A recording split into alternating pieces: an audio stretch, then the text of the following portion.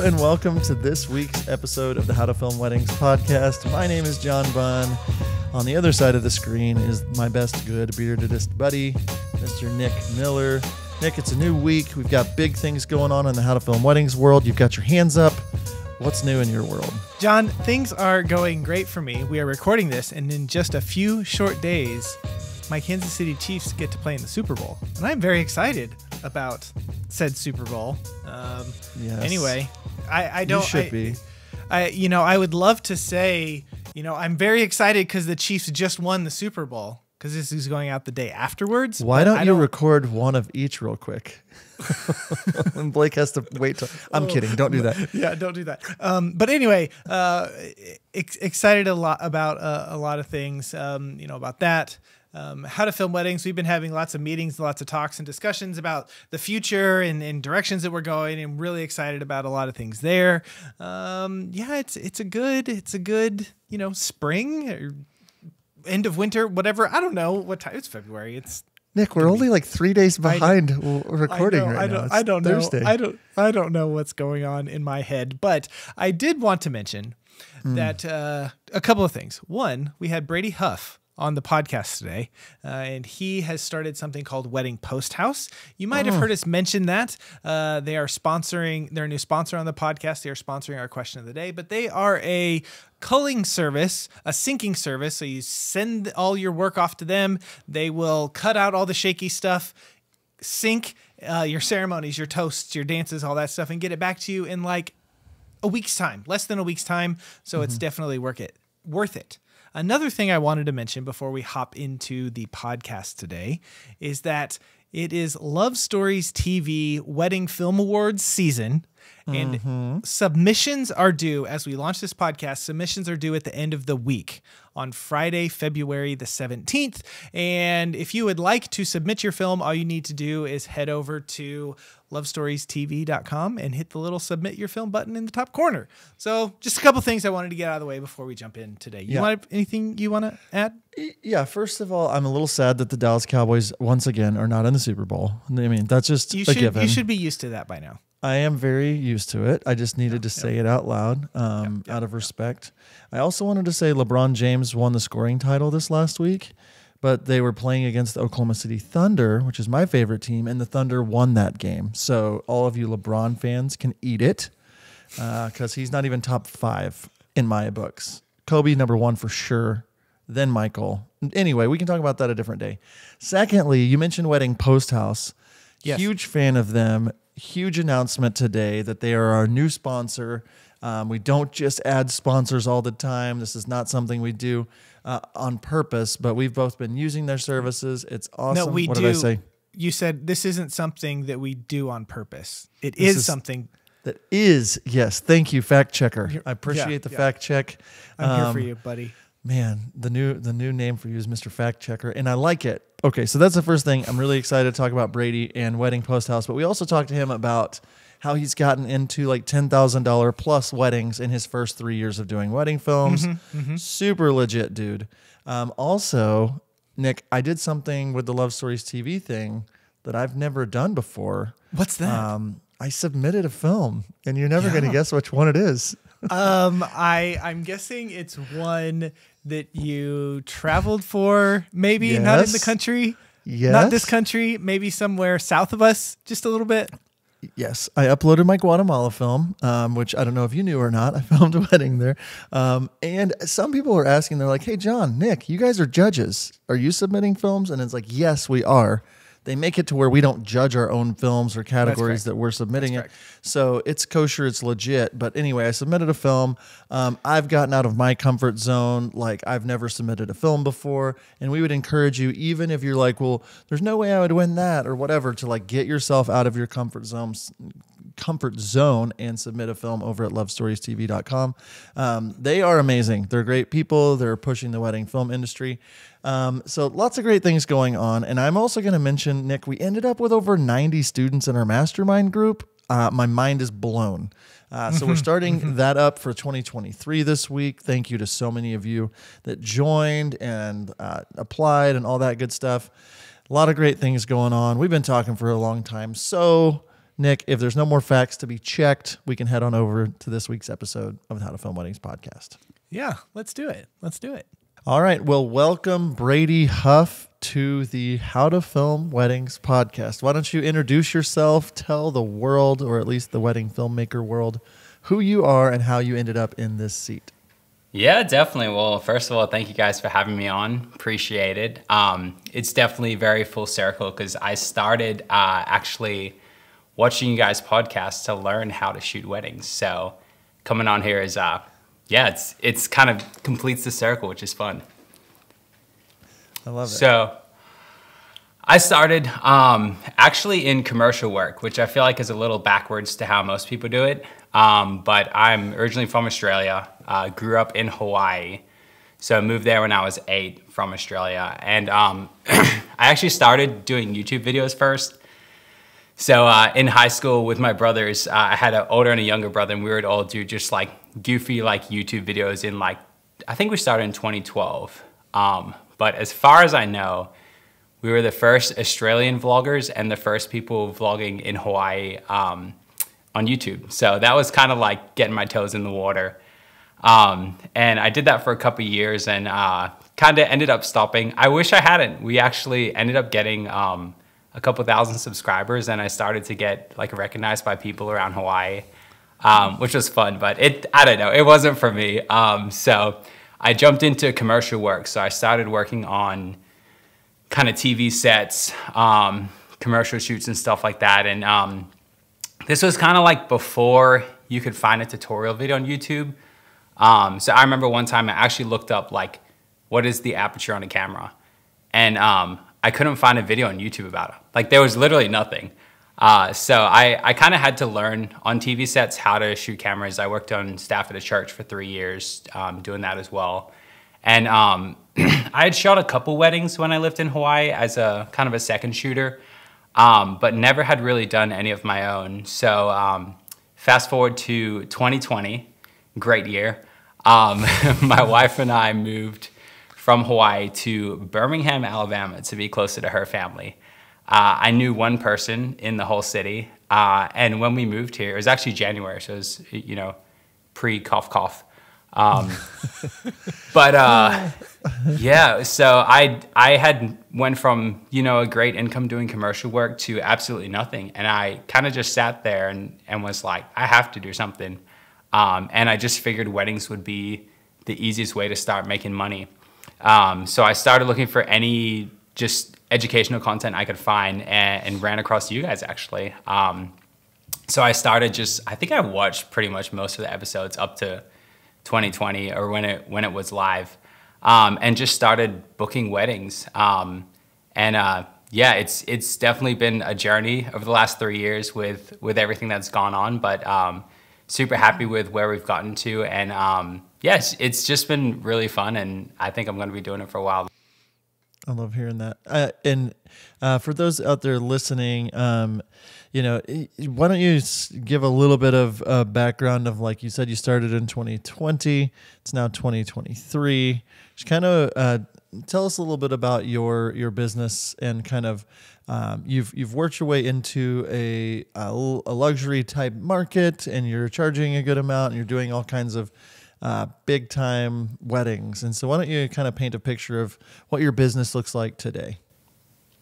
Yeah, so last year we got to go to some really cool places. Funny enough, I actually don't really shoot in Birmingham almost ever. But last year we got to do one in the Bahamas, one in Lake Como in Italy, one in Dublin, Ireland, and one in Tuscany. And then most major cities around the US. It was a big year. I don't think I would actually do it how I did it last year again. It was too many weddings. I think between my main brand and associate, we shot, I think, 28 weddings. Mm-hmm. Most of which were not in Birmingham. But it's mostly destination. We charge it's like in the low 5 figures, and there's some other stuff people can add on, and that does include travel. But yeah, it's been really fun. I kind of early on got into the luxury market just through relationships. And I'll be the first to say I'm not the most talented shooter. Most people on this podcast are a lot better shooters than I am. But I really like people, and I like chatting to people, and building a business. So I think that really helped me out, just figuring out who I need to know and figuring out what we have in common and just building a genuine friendship. Not something where I'm just trying to get work from them, but like we chat all the time over group messages and just how business is going and, what we want to do and how to grow. So that's been the biggest thing for me. That's really catapulted my business and kind of got me where I'm at.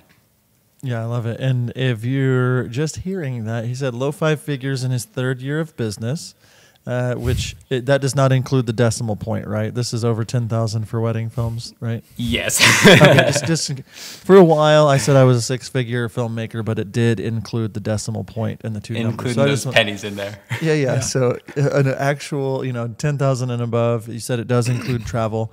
We've had, conversations a lot lately where people talking like wanting to push more, charge more, different things like that. You talked on relationships, and everybody that we talked to that is pushing, 10,000 and above, which is crazy. Thinking of when I started, just anybody charging over 10,000 would have been nuts. And so like to be only a few years in, what advice would you have to people out there that maybe are in their first year, their second year, or even in longer, but they're like, I want to push into some of that. Can it be done still? Can you go from just getting going to charging over 10 grand in a shorter amount of time? Or do you feel like you hit some lucky streaks, or kind of what was your strategy? What'd you do? What key moves were there that you can look back on and say, this happened and I did this and then I did this and now I'm here? I think the biggest thing is understanding what the clients who are going to pay, $10, $20, $30,000 for. Generally, the families, maybe not the couple, but at least the families are millionaires. And understanding what their life is like, what they enjoy, how to speak to them as a person, and what they're actually looking for. I think as soon as you kind of understand your client, you start marketing in a different way, you start acting in a different way, and not in a different way as in not being yourself and being fake, but just understanding what their pain points are and what they're trying to accomplish, and being able to come alongside them in a very cohesive manner. So for my case, a lot of my couples actually work directly with the planner, and then the planner goes and does everything for them, because they have other stuff to do, other important things in their life, and they honestly don't want to deal with it. So me understanding that, now I started marketing everything I did towards luxury wedding planners that are planning for these couples. And a lot of weddings I shoot, I don't speak to or meet the couple ahead of time. Mm-hmm. Like my relationship is with the planner, and the couple trusts the planner. So all my marketing and everything I do is towards the planner and what she's looking for. And she's looking for someone who's going to show up in a nice suit as a guy, or in a good romper as a female, and look the part and fit in well and not draw too much attention to yourself, and do a solid job, not have any weird interactions or anything like that. Like that's what they're looking for. They want to create an experience for their couple. So if you can fit into that experience and they trust you, they're just going to keep coming back to you, because there's no point in risking it on a new vendor that you don't know that could be a wild card. And for whatever reason, and this may like ruffle a few feathers possibly, and I apologize in advance, but like there is a stigma of the video industry not dressing up enough and also not being professional on the wedding day. And I'm sure it's none of these listeners here at all. No. But the amount of my luxury photographer friends I've talked to that are like embarrassed to be associated with the video team sometimes, like that's just something, if you can be aware of that and understand that, you're ahead of so many people in our industry, and you're gonna get so much work. Because like I said, I'm not the best shooter. I don't tell the best stories. I'm not the best with technicals, but I can show up and do a great job and make everyone else look good and make everyone else have a great experience as well. And at the end on the luxury level is what's really, really important. That's all such really, really good advice. And it doesn't apply just to the luxury market, right? Like it applies to whatever market that you want it to be. Like if you want to, you kind of inverse this or whatever, if you're someone that tends to shoot a lot of luxury stuff, right? And you're always showing up in suits and ties and coats and stuff. And then you get into an adventure elopement kind of wedding. Like you showing up in that suit and tie, like that doesn't fit necessarily the vibe that the couple wants to go with. And so it's really feeling out and knowing and understanding. I remember, I think it was Kaylin from White and Reverie a while ago. They put out a what we wear to weddings video. And he was like, if it's a luxury wedding, like this is kind of what we're wearing. If it's an adventure wedding, this is what we're wearing. And I thought, man, I think there's so many of us that whenever it comes to how we dress for weddings, it's like, oh, here's my wedding shirt and here's my wedding pants, whether that's a polo or a button up or, it's like, I don't have to think about it. I just grab it and go.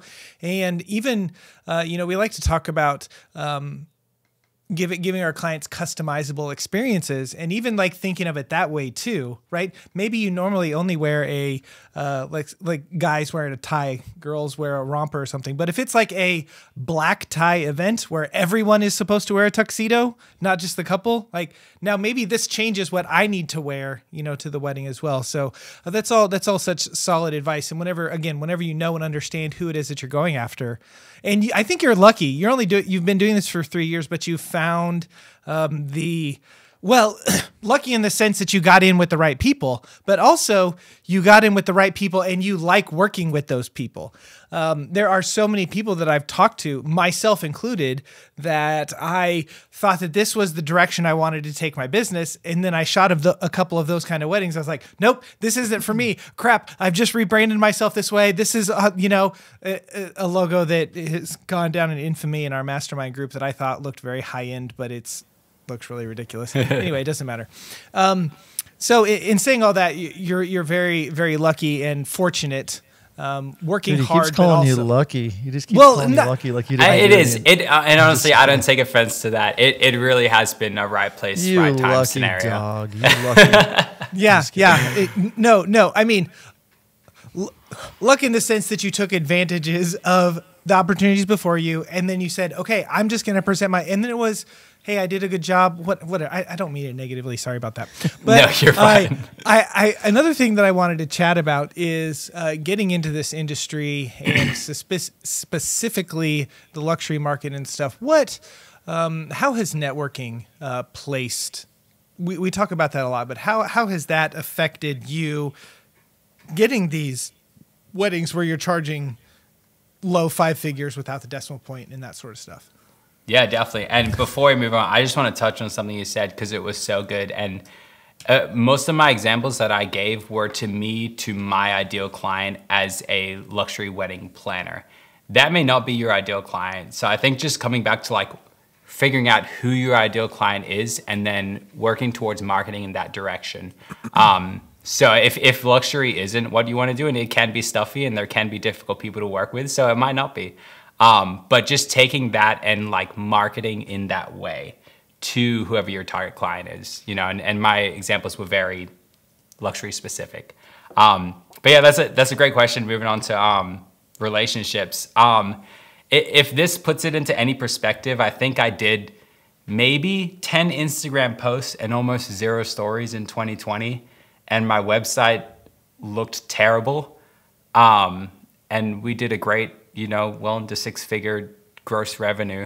And I think almost every single one of those weddings I booked was through a vendor I knew. It wasn't through social media. And a lot of the couples I booked didn't watch our videos like at all because I asked sometimes. So I feel like there's kind of 2 main ways to bring in clients that I see. And one is marketing through social media and Instagram, like Google SEO, having, your films on like Love Stories TV and other things like that. And those are going to be the couples who really are looking for something specific and care about their vision a lot. And if you want a couple that is like that, that's a great avenue to go. For me, I always say I'm a business person in a creative field, not a creative running a business. I really enjoy the business side. So if I don't have to get on a call with a couple, and if I don't have to do that, that's the way I want to run my business. Because I know how I want to shoot the film, regardless of what they're looking for. Because I just know what I like to do. So having those relationships with vendors who the couple trusts, a lot of them, to be honest, are a little less interested in video because they're just like, well, you know, who do you recommend? And they'll just kind of go with that because they trust their initial vendor, whether that's the photographer or the planner, or even someone else. But they're not really looking through all the Instagram, you know, posts and through the website and through everything else like that. So for me, that is my ideal client. So I love doing it through vendor relationships, and I know I'm working with people I enjoy on the day. I know if we get in a tight spot where we're running behind or something happens, or, you know, there's a little meltdown maybe from the client, that I'm with someone who can handle that and I can handle that. And it just creates a lot of peace for me on a wedding day. So I love doing it the relational way. And I get asked the question a lot, like, how do I do that? Like, you know, how do I build those relationships? And there's a couple of different ways for sure. The way that I did it was through a mastermind group. And it was a great experience for me. I know actually John's actually right now in that mastermind group too, and it's awesome.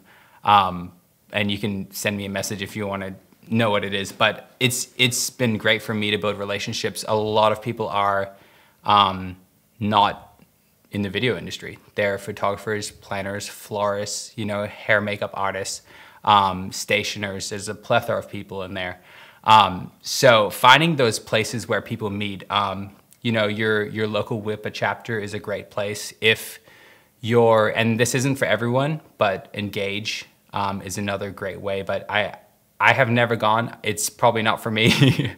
But just finding that thing, that place where you can go and meet people. And even like locally, if you don't want to do destination, and honestly, the way I think about it, sometimes I'm like, I wish I was shooting down the street and hopping back in my bed at night. But finding those local things, I know there's Rising Tide Society and other things like that. So just being aware of those communities, I'm sure a lot of people haven't heard of some of those things, but knowing what they are, Googling them, seeing if there's one locally to you, and just meet people. And really, like, my goal when I go into these events is like, how can I listen to someone? How can I like make their day better? How can I like make them feel heard and seen? Because like, I'm sure we've all felt that in our daily lives, especially with social media. Like sometimes you just want someone to give you your undivided attention, and that almost never happens nowadays. So if you can do that for someone, like, you're already their friend. Like you're doing way more than a lot of people in their lives do.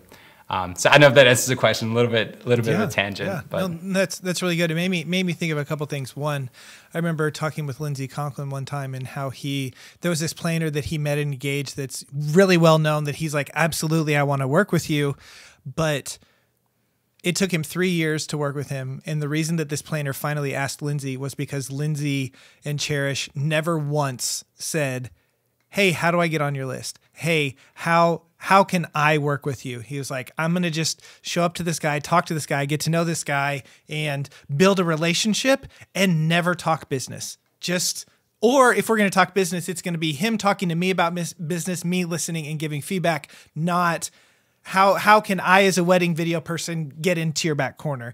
And Lindsey shared that he eventually asked me, and the reason that he asked me was because I never once said, how can I get on your planning list? How can I do this? Another thing that I think that gets overlooked a lot, at least I know it has in my business, is the power of networking with people. Whenever I had a meeting with our sales coach, Sam Jacobson, he was talking about the power of a referral, and an actual like client to client referral. Like the booking rate is in the like 40%. Like if a bride that you filmed her wedding and then her friend gets married, that relationship that those two brides have together is going to make them hire you a lot more. And then the next at like 30% is going to be a vendor referral. We like to push so much. Oh, I need to get #1 on Google search. Oh, my Instagram needs to be this way. YouTube needs to be like this. It's like less than 10%. It's like 8% of people will book you if they just find you on Instagram, if they just find you on YouTube, or they find you on Google. Now that's, if you, as your price goes up, I should say, if you're probably more in the 3,500 or above, that's probably more in the case. If you're, below that, those numbers might be a little bit different, but that's just a testament to how we should be talking with the people we were working with, connecting with the people that we're working with, and just being a generally good person, right? I know me, like, I don't think that John and I would work really well if we didn't like actually working with each other. I might be the most talented whatever it is, but if I'm a jerk and people don't like me, they're not going to want to work with me. And I think I said this on our last podcast we recorded. We like to think that our work speaks for itself, and it does. But if you are a hard person to get along with, if you are a hard person to take direction, that you do whatever you want, you're not going to get those referrals because people will not enjoy working with you. So I think that that's such valuable insight of just connecting with the right people, whether it's locally, destination, being a part of some group. And, it would be really helpful, I think, if a lot of videographers would start looking for groups outside of video to help them learn and connect with others, that sort of thing. So I don't know. I was just hitting on your point. I think it was a really good point. John, do you have a good segue into something else that we can chat on here? I do. I was sitting here thinking, like, Brady is in, his second, third year of doing this. He's connected with some of these bigger wedding photographers, wedding planners. What is the future? Like, what are you focusing on when it comes to the future of your business? Like, what things now that, I don't think that you look at your business and think, oh, I've arrived. But at the same time, it's like, once you are in the position you're in, like, what things are you adding now for your business that will help propel you even further? Or what's the goal? Where do you want to head with your wedding video business? Yeah, definitely. And I think, being a more business centered person, I've kind of been thinking how do I scale this? How do I do something where it's not just me? Because at the end of the day, I'm paid hourly for my creativity. And yes, that hourly can get very high, but they're looking at how many hours I'm there and then the time I'm spending editing. And I did an associate brand in 2022 and it stressed me out a lot. So it wasn't something I wanted to continue. So I really sat down and I was like, what are some pain points in our industry at the moment? And one that I was really experiencing was when I did my associate brand, I outsourced all my edits. And the team I was working with, I basically just got a notification from them that, hey, our turnaround times are now from 3 weeks to 2 months. And it was, I think, April in 2022. And they said, we're also booked up for pretty much the rest of the year. So we can't take any more edits. And the ones we do have booked are going to take 2 months to get out. And it just really made me realize that, I'm in a position and I've built a business that relies heavily for my associate brand on outsourcing, and there really wasn't a good option to get the films out fast, still keep the creative control, and do it within a budget. And I just started thinking about that a lot, and I kind of decided for myself I was going to train up my own editor. And the big issue I think with outsourcing is in today's culture or society or whatever you want to call it is the instantaneous expectation, right? You shoot the wedding and your couple starts looking at their watch and wondering when a teaser is going to come out or when their films are going to come out. So when I started this, I wanted to create a workflow where you could get your film out within a couple of days. And if you had a teaser that's due a week from the wedding date, you could get that teaser out without having to sort through all the footage, get the teaser out, and then send it out to be edited for everything else. So I trained up my first editor, and he started doing an awesome job.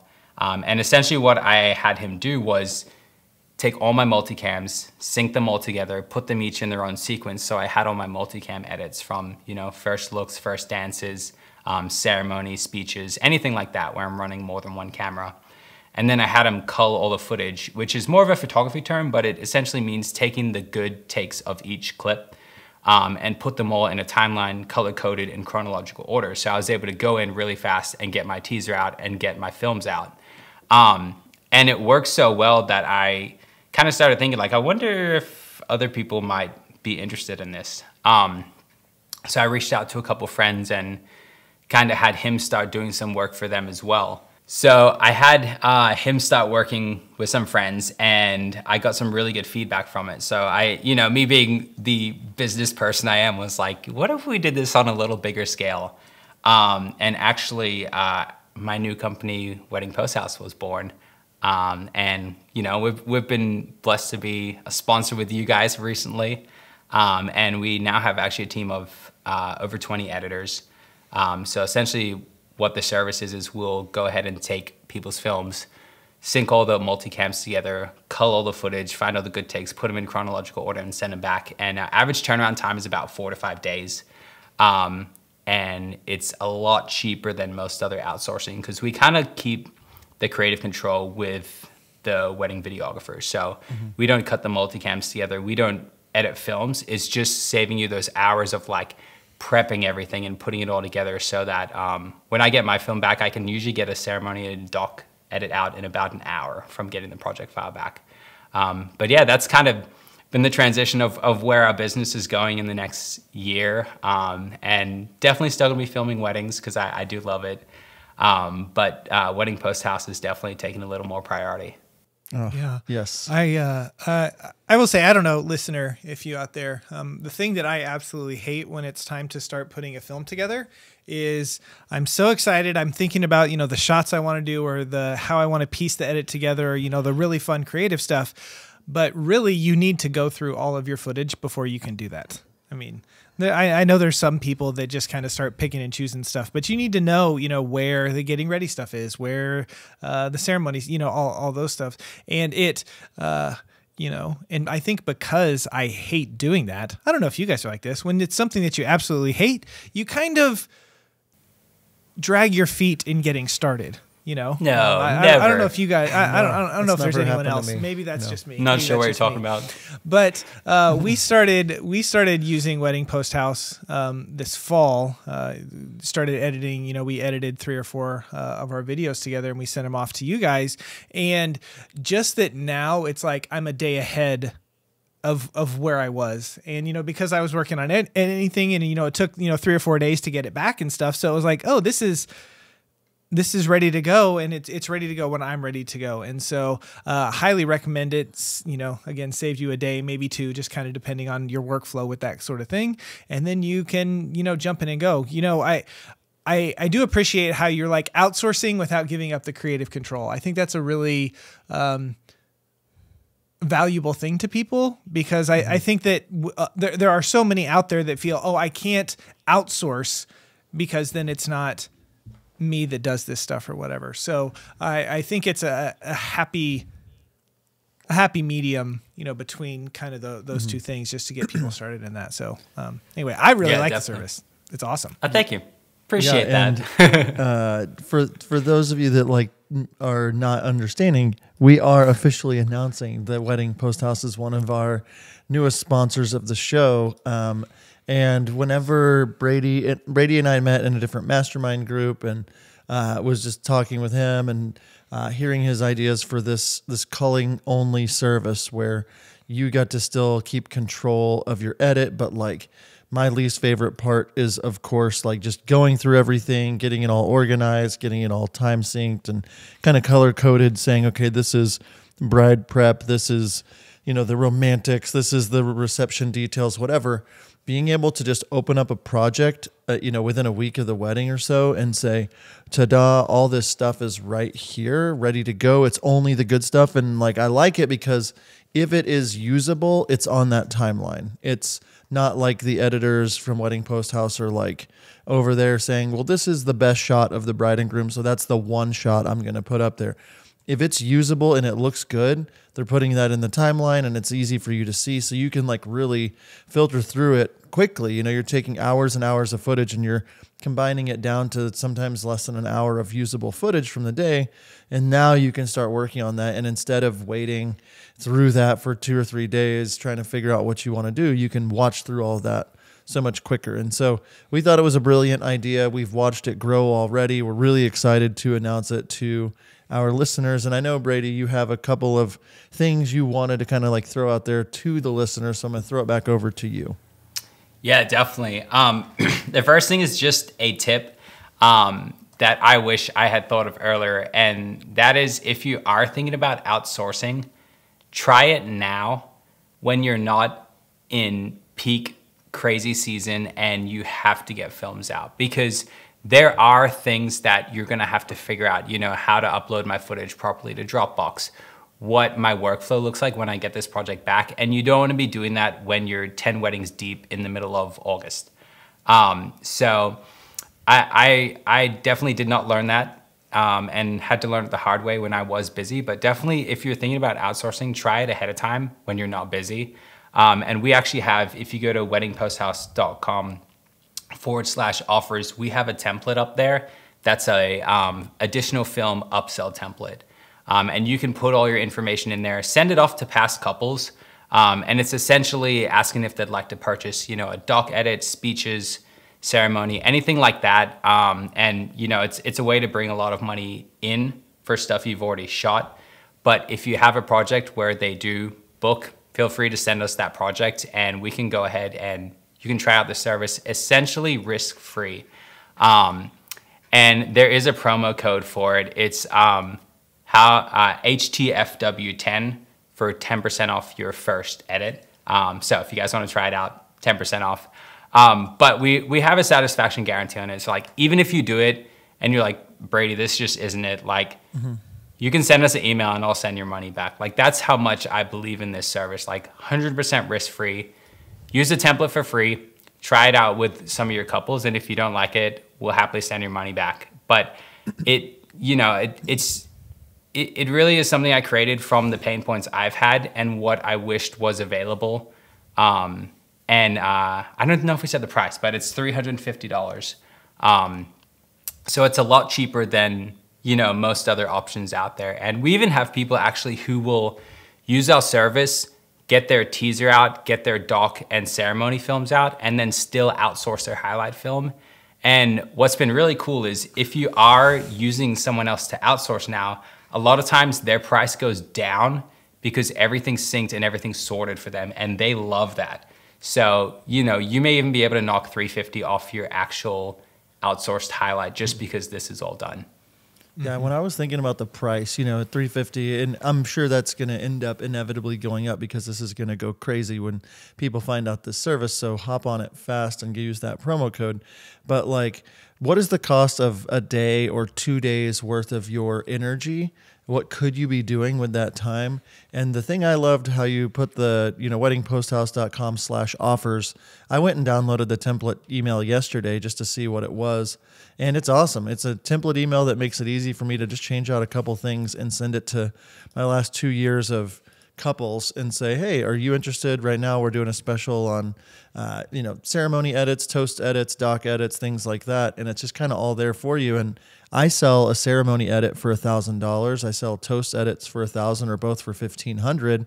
And so for me, it's a no-brainer. It's like, hey, if you're interested in ceremony and toasts, it's typically, you know, $1,500. I'm doing a special for $1,200 and I'm paying you $350 and you're syncing it together and I just made $850 or whatever. And so, but anyway, the thing that I've been most impressed with Brady on a behind the scenes level is his passion for helping wedding filmmakers.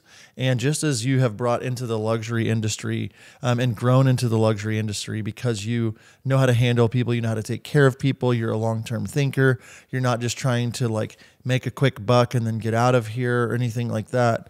And is you bring that along to Wedding Posthouse. And that was one of the reasons why we considered, whenever you reached out about potentially sponsoring us and working together. And the more we've been in meetings behind the scenes, the more I'm like, this guy is going somewhere. And so if you're listening to this in the future and you're like, what the heck, the price is more expensive or whatever, it's probably because there's so many people wanting this service. And so if you've always been on the fence about outsourcing or any of that sort of stuff, this gives you 100% creative control. All you're doing is having that assistant next door that's getting it all prepped and, scrubbing you in, getting ready for the surgery, if you will. Yeah. It's an incredible, sir. And again, like what John's saying, when I was talking to my wife about, hey, I think that, for these, let's try this service. She was like, well, what if there's a shot that, a clip that I really like that they don't include, like that they just get rid of it or whatever. And I'm like, what I have been communicated, and after using it a few times, this is true. If the shot is usable, it is kept. Like even if it's a little shaky or something, but it's not like, whatever, it's going to be kept in that. And so it's well worth it. It's a no-brainer, and it's a good gateway into the outsourcing world of this. And you might be like, hey, this is saving me a day. Hey, I've been, dragging my feet about actually doing the highlight films. Okay, well, this has been good. Let's try this over here and just kind of see where you can go. But yeah, I just love putting it into the perspective of, oh, I get a day back. I get half a day back. I get 2 days back. And now I'm able to network in person with people that I haven't been able to connect with because I was always editing and always busy. And what can happen to my business now, or fill in the blank. So anyway, we are really excited to have you on board to be a part of How to Film Weddings, Brady, Wedding Posthouse, and all of that. So Brady, is there anything else that you would like to share, that you would like to add? And go ahead and also, drop in, maybe where people can follow you along on socials and stuff. Yeah, definitely. The only other thing I wanted to add was that you can actually pre-book your whole year if you want. You do get a 10% discount for that as well. And the discount code is BULK10, B-U-L-K 10. So if you want to pre-book your whole year in advance, you can definitely do that. But as far as where to find me, we're actually working right now on creating a YouTube education, not education, but just tutorials and stuff on kind of everything that I've learned over the last couple of years. So if you want to learn more about wedding filmmaking, there's so many resources out there, but we're doing it as well. It's youtube.com/@weddingposthouse. And we'll be posting some fun giveaways and other things like that there too. And even some tutorials on how to get your edits out really fast using some methods that we've kind of perfected from what your colored footage looks like. But other than that, Instagram, Wedding Posthouse, and Huff Wedding Films. Huff is 1F, H-U-F, Wedding Films. And yeah, I mean, that's pretty much all the spots. Obviously, we have a website, weddingposthouse.com, where there's a lot more information. If there's still questions where you're not sure about something, we have an animated explainer. We have live projects in each software where you can see what a finished project looks like, and a lot of other stuff like that. That's dope. Yeah. I love it. That is. I love that you're part of the How to Film Weddings team as one of our partners/sponsors. And, if people have any questions on the experience from our end, just shoot us a message at How to Film Weddings. We'll give an honest review of it, but we do not sponsor or promote anybody that we're not using and loving their service. And so we put our stamp of approval on this, and also just appreciate your openness about your wedding film business at the first half of the podcast, and like walking through, what it's taken you to get to those five-figure weddings. And, I wish nothing but the best for you for the future. Thank you so much for being on. And I'm really excited to see the wedding film community latch onto this and really take their wedding business to the next level. So thanks so much, Brady, for being on today. Yeah. Thanks. Yeah. Thanks, guys. Appreciate you having me on.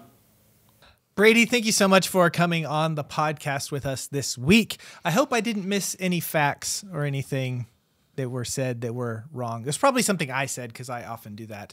But anyways, well, Brady, you did call Brady lucky like 4 times, which was really pretty rude. You were like, you got lucky. You didn't work hard. You got lucky. So I'm fact checking your face right now. So yeah, your face you should. is fact checked. It's definitely fact checked. That's kind of hard to say together. Anyways, guys, in case you missed it, we want you to head over to howtofilmweddings.com/wedding-posthouse. howtofilmweddings.com/wedding-posthouse. Again, sign up for this service if you're interested in outsourcing, but you get to keep all of the creative control. Use promo code HTFW10 at checkout to save 10% off of your first wedding post house order. So head over there. Again, that's howtofilmweddings.com/wedding-posthouse. John, thank you so much for hanging out with me. Brady, again, thank you. Listener, thank you for hanging on and hanging out with us over the last hour or so. Oh, this is all right. Lots of hanging. Lots. Yeah. Okay, guys. Until next time, we'll see ya. See ya. Are you looking for a better way to deliver your wedding films? Look no further. Our friends over at VidFlow provide the most flexible video delivery solution on the market. VidFlow is pay per use with no large upfront costs or commitment, and you can cancel at any time. VidFlow offers a premium viewing experience for all of your couples, accessible on mobile, tablet, desktop, as well as their very own suite of TV apps. Each project comes with 10 years of hosting and an experience for your couples that will blow them away. Head over to howtofilmweddings.com/vidflow, where you can save 20% off a yearly business membership by using promo code HTFW20. Stop delivering your films the old-fashioned way. Give your couples something to rave about by using VidFlow.